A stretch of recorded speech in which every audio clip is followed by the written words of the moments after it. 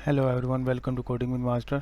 तो ये हमारी स्टैटिक कोड्स ऐप का 5th पार्ट है। तो इसमें हम देखेंगे कि जो हमारी यहाँ पर इमेज थी, जो हमने यहाँ पे जनरेट की थी कंस्ट्रेंट लेआउट, जिसके अंदर हमारा बैकग्राउंड आ रहा है और ये दो टेक्स्ट आ रहे हैं, इनको कैसे बिटमैप में स्टोर करवाना।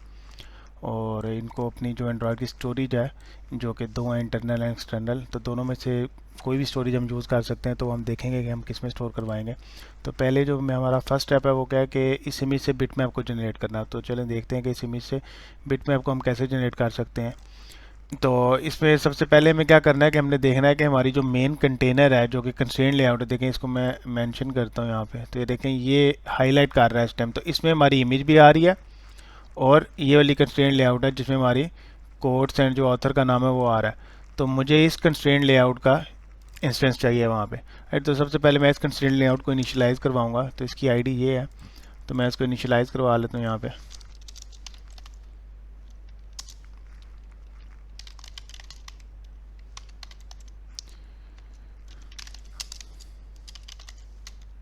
कंस्ट्रेंट लेआउट, और इसको यहाँ पर नीचे इनिशियलाइज करवा लें इस तरीके से। मेन कंस्ट्रेंट इसकी आईडी थी और ये स्टोर किसमें हो जाएगी, कंस्ट्रेंट लेआउट में, इस तरीके से। तो अब मुझे यहाँ पर करना क्या है कि जब भी हमारा शेयर का बटन क्लिक होगा, तब मुझे क्या करना है कि इस कंस्ट्रेंट लेआउट से एक बिटमैप को जनरेट करना है। ठीक है, तो मुझे इस पर भी लिसनर चाहिए इस फ्लोटिंग एक्शन बटन के ऊपर। तो चलें इसको इनिशियलाइज करवा लेते हैं। तो यहाँ पर लेट वार शेयर बटन, जिसकी टाइप क्या है, फ्लोटिंग एक्शन बटन। तो इसको भी हम यहाँ पर इनिशियलाइज करवा लेते हैं इस तरीके से। इसकी आईडी क्या है, शेयर बटन, और वेरिएबल का नाम दिया शेयर बटन। तो इस पर हम ऑन क्लिक लिसनर सेट करते हैं। तो हम यहाँ पर आकर ऑन क्रिएट मेथड के अंदर इस पर ऑन क्लिक लिसनर सेट कर लेते हैं लैम्बडा एक्सप्रेशन के थ्रू। और ये मेरे पास जब भी शेयर बटन क्लिक होगा ये ब्लॉक रन होगा। अब मुझे यहाँ पर क्या करना है, एक मेथड क्रिएट करना है जो कि मैं शेयर बटन पे कॉल करूँगा। और इस मेथड का काम क्या है कि वो मेथड बिटमैप को रिटर्न करवाएगा। तो चलिए वो मेथड देखते हैं कैसे क्रिएट करना है।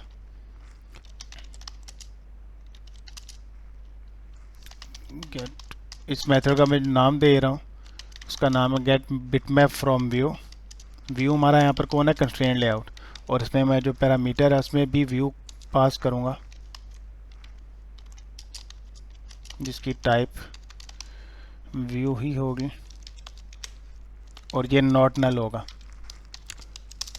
ठीक है, इस तरीके से मैं इसमें पास करूँगा। और यहाँ पर अब इस मेथड को मैं कॉल कर लेता हूँ गेट बिटमैप फ्रॉम व्यू, और इसमें जो हमारा कंस्ट्रेंट लेआउट है उसको मैं पास कर देता हूँ इस तरीके से, राइट। तो ये हमारे पास व्यू यहाँ पर आ जाएगा। अब इससे हमने बिटमैप को जनरेट करना है। तो सबसे पहला काम है कि हमने बिटमैप को क्रिएट करना है। तो बिटमैप को क्रिएट करने के लिए क्या यूज़ करूँगा मैं, val bitmap is equal to bitmap class का एक मेथड है क्रिएट बिटमैप, राइट। तो इसमें हमने ये विड्थ एंड हाइट वाला यूज़ करना है। ये थर्ड वाला जो मेथड है ये ओवरलोडेड मेथड है। तो इसमें हम क्रिएट बिटमैप ये यूज़ करेंगे। तो इसमें पहला पैरामीटर क्या है, विड्थ एंड हाइट, राइट। तो मुझे विड्थ एंड हाइट किसकी चाहिए, इस कंस्ट्रेंट लेआउट की। तो मैं इसको यूज़ करता हूँ view dot gate width, view dot width and view dot height, second parameter height. और इसके बाद थर्ड पैरामीटर जो है वो आपने बताना है कि कलर स्कीमा क्या होगी इस बिटमैप की। तो हमारे पास RGB कलर है, तो यहाँ पे मैं लिख दूंगा bitmap dot config dot RGB, ये वाली स्कीमा हम यूज़ करेंगे। इसके बाद बिटमैप के अंदर आपने वो जो भी कंस्ट्रेंट लेआउट के अंदर चीज़ें उनको ड्रॉ करना है। तो उसके लिए हमें कैनवस चाहिए होगा। तो मैं यहाँ पर कैनवस का एक ऑब्जेक्ट बना लेता हूँ, और इस कैनवस के ऑब्जेक्ट में हम इस बिटमैप को पास कर देंगे कंस्ट्रक्टर में इस तरीके से। और अब इसमें एक और चीज़ है कि यहाँ पर ऊपर हमारे पास एक एरर आ रहा है। इस एरर को कैसे रिजॉल्व कर सकते हैं, ताकि जो हमारा व्यू है ये नॉट नल है। तो यहाँ पर हमें इस तरीके से नॉट नल को चेक भी करना पड़ेगा कि ये विड्थ और हाइट कब निकालनी है, जब हमारा व्यू नॉट नल है, क्योंकि हमें पता है हमें यहाँ पर नल चेक लगाया हुआ। तो नल सेफ्टी यहाँ पर ज़रूरी है। तो यहाँ पर बेसिकली इज इक्वल टू आएगा। तो अब हमारा थर्ड स्टेप क्या है कि इस कंटेनर के अंदर, इस कंस्ट्रेंट लेआउट के अंदर हमारे पास जो कुछ है हमें उसको सेस करना है। तो उसके लिए हमारे पास एक सिंपल सा मेथड है इस व्यू क्लास का लेआउट। तो इसमें आपने लेफ़्ट से स्टार्ट करना है और आपने प्रोवाइड करते हैं ना लेफ़्ट पे क्या चीज़ है, टॉप पे क्या चीज़ है, राइट पे क्या चीज़ है, बॉटम पे क्या चीज़ है। तो ऑटोमेटिकली ये मेथड सब कुछ सेस कर लेगा जो इस कंस्ट्रेंट लेआउट के अंदर आ रहा है। तो मैं यहाँ पे लिखूँगा view dot left, view dot top, view dot right जो कि हमारा है राइट साइड, और व्यू डॉट बॉटम। इस तरीके से हम जो कुछ इस व्यू के अंदर है वो सब कुछ हम यहाँ पे सेस कर रहे हैं। अब मुझे इस जो कुछ मैंने सेस कर लिया इसको ड्रॉ करना है। तो इसके लिए व्यू क्लास का एक ड्रॉ का मेथड है। तो ड्रॉ किस पे करना है, कैनवस पे। ये कैनवस हम यहाँ पे पास कर देंगे। अब हमने कैनवस के ऊपर सब कुछ ड्रॉ कर लिया हुआ है, तो हमें इस बिट मैप को एट द एंड हुआ कहते हैं। कैनवस पे जब हमने ड्रॉ किया तो कैनवस इनडायरेक्टली किस पे ड्रॉ कर रहा है, किस में स्टोर कर रहा है, जो कुछ ड्रॉ हो रहा है कैनवस पे बिट मैप के अंदर। तो ये जो हमने बिट मैप स्टोर किया हुआ है इसको मुझे यहाँ पे रिटर्न भी करवाना है। तो मैं यहाँ पे क्या करवा देता हूँ, रिटर्न बिट मैप। बट यहाँ पर हमारी जो मेथड है ये कोई चीज़ इस टाइम रिटर्न नहीं करवा रहा, तो मैं यहाँ पर बिट मैप को भी रिटर्न करवा लेता हूँ इस तरीके से। तो अब यहाँ पर मेरे पास वो बिट मैप आ रहा है, val bitmap is equal to this. तो ये मेथड मैंने जनरेट किया, सिंपल सा मेथड है जो क्या कर रहा है, कंस्ट्रेंट लेआउट पे जो कुछ है उसको निकाल के ड्रॉ करवा रहा है कैनवस के अंदर। और कैनवस किस में स्टोर करवा रहा है, इस बिट मैप के अंदर जो हमने इस लाइन पे टॉप लाइन में क्रिएट किया हुआ। तो अब हमारा जो सेकंड स्टेप है वो है कि इस बिट मैप को आपने स्टोरेज में स्टोर कैसे करवाना है। तो उसके लिए सबसे पहली चीज़ है कि यहाँ पर आपके मैनिफेस्ट में परमिशंस होनी चाहिए read and right external storage की। तो यहाँ पर आप आके एप्लीकेशन टैग से ऊपर यूजेस परमिशन टैग यूज़ करते हैं, और इसमें आपने पहली देनी है रीड एक्सटर्नल स्टोरेज, और इसके बाद uses permission right external storage. तो ये जो हमारी राइट एक्सटर्नल स्टोरेज है ये बेसिकली 28 और 28 से ऊपर जो एंड्रॉयड वर्जन हैं उनके लिए ज़रूरत नहीं है इस चीज़ की। मतलब हम विदाउट यूज़र परमिशन चीज़ों को स्टोर करवा सकते हैं, राइट करवा सकते हैं अपनी स्टोरेज के अंदर। लेकिन 28 से प्रीवियस जो हैं वहाँ पर हमें ज़रूरत है। तो मैक्स एसडी के वर्जन हमें यहाँ पे 28 प्रोवाइड करना पड़ेगा। तो जैसे हम यहाँ पे 28 प्रोवाइड करेंगे तो देखें ये हमारी जो वार्निंग आ रही थी वो चली गई है। तो अब हमें स्टोर करवाना है इस बिट मैप को, तो उसके लिए हमें स्टोरेज का भी पता होना चाहिए कि स्टोरेज एंड्रॉयड में कैसे वर्क करती है। तो चलें एक छोटा सा ओवरव्यू देख लेते हैं पहले इस बिट मैप को स्टोर करवाने से पहले कि एंड्रॉयड में स्टोरेज किस तरीके से काम करती है। तो यहाँ पर हमारे पास जो एंड्रॉयड में स्टोरेज आती है वो दो तरह की है, इंटरनल एंड एक्सटर्नल।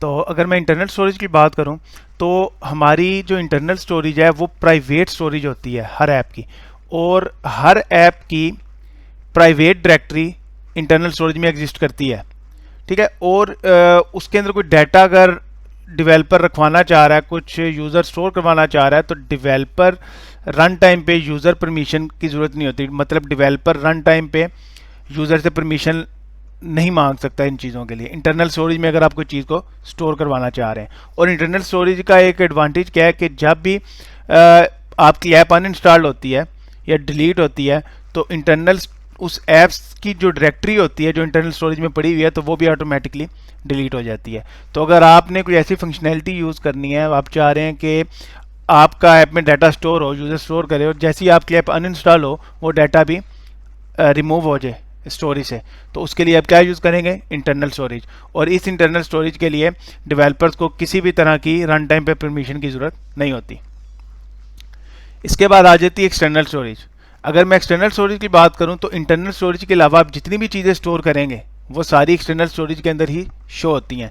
लेकिन ये जो एक्सटर्नल स्टोरेज है इसकी ना दो मेन प्रॉब्लम्स हैं। पहली प्रॉब्लम क्या है, अगर आपने नोटिस किया हो कि जब भी कोई ऐप, सपोज करें कोई ऐप है वो रीड एक्सेस स्टोरेज यूज़ कर रही है, परमिशन रन टाइम पे मांग रही है, तो ज़्यादा से ज़्यादा वो किस काम के लिए मांग रही होती है, या तो वो कोई इमेजेस गेट कर रही होती है, या वीडियोस गेट कर रही होती है, या कोई फाइल्स MP3 MP4 फाइल्स होती हैं।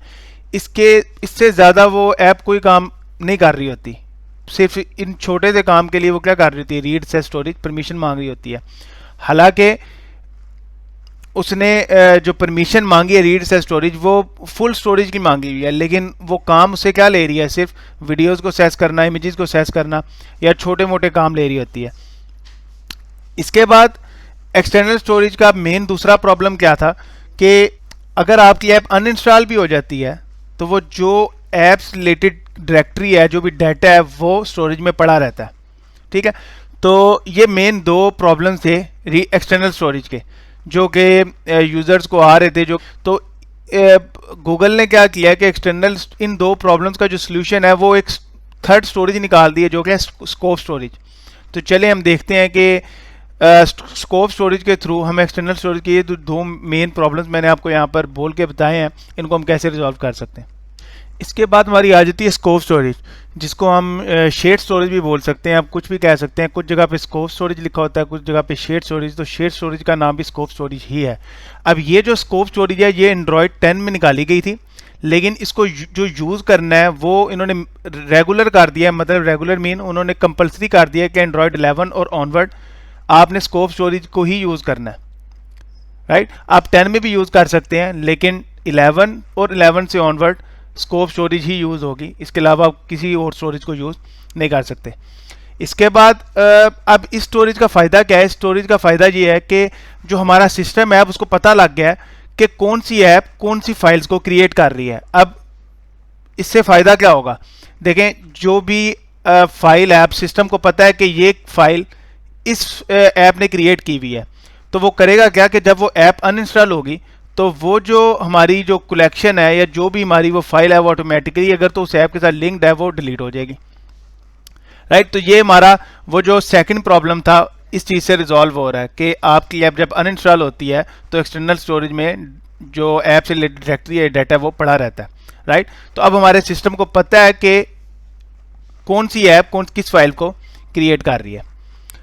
अब इसके अलावा क्या चीज़ है कि हर ऐप अब अपनी जो डायरेक्टरी है स्कोप स्टोरेज के अंदर जो वो क्रिएट कर रही है उनको फुली तरीके से एक्सेस कर पाएगी विदाउट यूज़र परमिशन। मतलब कि हमें अगर तो कोई फाइल है हमारी ऐप से क्रिएट की गई है, आपकी ऐप से क्रिएट की गई है स्कोप स्टोरेज के अंदर, तो आप उसको रन टाइम पे without any user permission read and right कर सकते हैं। लेकिन अगर कोई ऐसी फाइल जो आपकी ऐप से क्रिएट नहीं हुई हुई, फॉर एग्जांपल आपने किसी कैमरा ऐप से क्रिएट की है, तो वो आप अपनी ऐप के थ्रू ना ही उसको रीड कर सकते हैं ना ही राइट कर सकते हैं। लेकिन अगर आप ऐसी कोई फंक्शनैलिटी परफॉर्म करना चाह रहे हैं कि आप किसी और ऐप के डाटे को, किसी और ऐप की फाइल को रन टाइम पे अनइंस्टॉल या इंस्टॉल करना चाह रहे हैं, तो उसके लिए यूज़र परमिशन चाहिए होती है। एल्स हमें यूज़र परमिशन की ज़रूरत स्कोप स्टोरेज में नहीं होती। और रीड एंड डिलीट करने के लिए, राइट एंड डिलीट करने के लिए जो हमारे मेथड्स यूज होते हैं इस प्रोसेस के लिए, वो दो हैं, एक है क्रिएट राइट रिक्वेस्ट और एक है क्रिएट डिलीट रिक्वेस्ट। अब इसके बाद बात आ जाती है कि कुछ आपने देखा होगा फाइल मैनेजर्स ऐप्स हैं, ठीक है, तो उसके लिए हमें जो राइट सेस स्टोरेज है वो कंप्लीट उसकी सेस चाहिए होती है। मतलब कि हम कंप्लीट एक सेस कंप्लीट होल्ड रखना चाहते हैं अपनी रीड एंड राइट प्रोसेस के ऊपर। तो अगर इस तरह की कोई ऐप आप क्रिएट करना चाह रहे हैं तो इसके लिए गूगल ने एक न्यू परमिशन एंड्रॉयड में दे दी हुई है, उसका नाम है मैनेज एक्सटर्नल स्टोरेज। राइट, तो ये जो परमिशन है अगर आपने ये यूज़र को प्रोवाइड की हुई है, मतलब आपने रन टाइम पे यूज़र को कहा हुआ है कि मैनेज एक्सटर्नल स्टोरेज की परमिशन रन टाइम पे ले रहे हैं, तो जब आप ऐप प्ले स्टोर पे अपलोड करेंगे तो ये जो गूगल है ये रिव्यू करता है पहले इस चीज़ को। अगर तो वो समझता है कि आपकी ऐप को मैनेज एक्सटर्नल स्टोरेज की परमिशन की ज़रूरत है तब वो अलाउ करता है, एल्स वो आपकी ऐप को रिजेक्ट कर देते हैं। तो इसके अलावा जो यूज़र है वो किसी भी टाइम अनेबल एंड डिसेबल कर सकता है इस मैनेज एक्सटर्नल स्टोरेज परमिशन को ऐप सेटिंग से जाके। और स्कोप स्टोरेज में एक और न्यू फीचर है, वो क्या है कि आप जो फाइल्स हैं उनको परमानेंटली डिलीट करने के बगैर अलावा आप क्या कर सकते हैं, उनको ट्रैश बिन में डाल सकते हैं, ट्रैश कैन में डाल सकते हैं। अब वो जो ट्रैश कैन में जो फाइल्स आप डाल देंगे वो क्या होगा कि 30 डेज़ के बाद वो ऑटोमेटिकली डिलीट हो जाएंगी, लेकिन बिफोर 30 डेज़ यूज़र उनको रिकवर कर सकता है उन फाइल्स को। तो ये एक छोटा सा ओवरव्यू था इंटरनल स्टोरेज का, एक्सटर्नल स्टोरेज का एंड स्कोप स्टोरेज का, जो कि एंड्रॉयड 11 ट्रेंड में इंट्रोड्यूस की गई थी और एंड्रॉयड 11 और ऑनवर्ड में कंपलसरी कर दी गई है कि आप इसी स्टोरेज को यूज़ करें। तो हम नेक्स्ट वीडियो में देखेंगे कि हम ये जो स्कोप स्टोरेज है इसको अपनी ऐप में कैसे यूज़ कर सकते हैं और अपना जो बिटमैप है वो स्कोप स्टोरेज में कैसे स्टोर करवा सकते हैं। तो see you in the next video.